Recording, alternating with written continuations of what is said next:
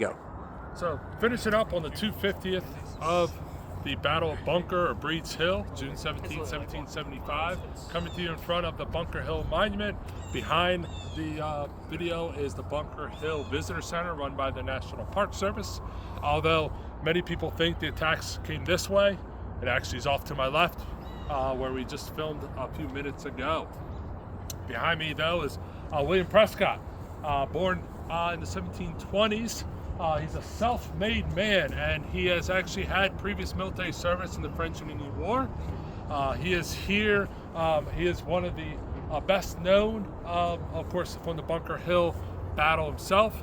His command and leadership is what keeps the Americans here through the night of June 16th and the June 17th. If you listen to my previous video, he was the one that's standing on the parapet as British artillery shells fire by. He will continue to serve, though, after the Battle of Bunker Hill. He is known to be at some of the battles in New York.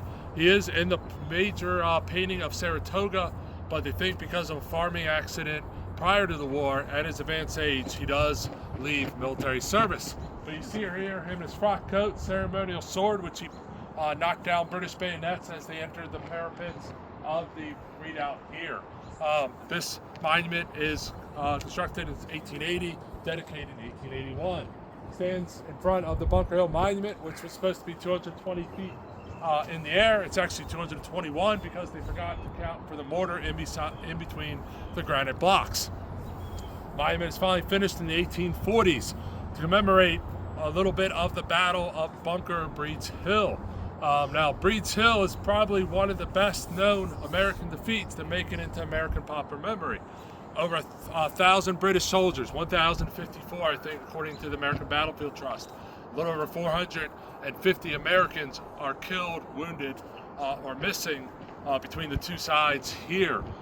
It'll go into the psyche of William Howe, who will later on talk about or hold up maybe in New York.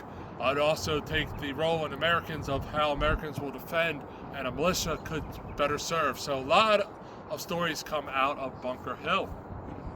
Here though, the memorial effort starts in the 1820s. Bunker Hill Memorial Association is founded. One of the people is an ancestor, a descendant of the Warren family who actually buys the first 2 acres. Another one is Edward Everett, who later on will talk in front of Abraham Lincoln at Gettysburg, Congressman Daniel Webster, and a few other socialites and leading businessmen. But they'll actually, unfortunately, have to sell some of the land of Bunker Hill's battlefield to pay for this monument that is finally completed in the 1840s. Today, though, you can go up. It's 200 and some steps. There is a great bookstore, visitor center run by the National Park Service. But to end with, remember, the British are going to come off to my left, not in the face we're going right here. So thank you for following us along on the 250th of Bunker and Breeds Hill.